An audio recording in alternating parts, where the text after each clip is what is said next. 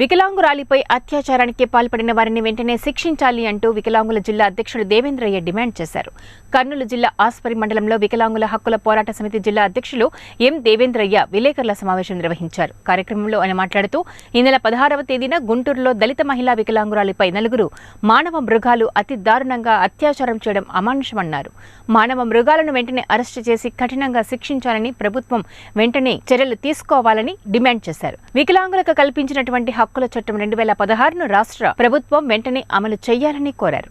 ఈ నెల 16వ తేదీ దళిత మహిళా వికలాంగురాలపై 4 మానవ మృగాలు అతి దారుణంగా అత్యాచారం చేసి ఆమెను శారీరకంగా పాడు చేసినటువంటి ఆ 4 మానవ మృగాలను వెంటనే కఠినంగా అరెస్ట్ చేసి కఠినంగా ఉరిశిక్షించాలని వికలాంగుల హక్కుల పోరాట సమితి కర్నూలు జిల్లా తరఫున మేము కోరుతున్నాం, డిమాండ్ చేస్తున్నాం.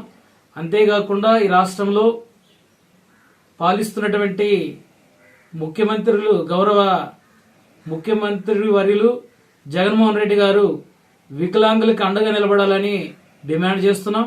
ఈ రాష్ట్రంలో మరి వికలాంగులకు కల్పించినటువంటి హక్కులు చట్టము 2016ను ఈ రాష్ట్ర ప్రభుత్వం వెంటనే అమలు చేయాలని కూడా కోరుతున్నాం. ఈరోజు సమాజానికి మరి కుటుంబంలోన హీనంగా చూడబడుతున్నటువంటి వర్గము వికలాంగుల వర్గము.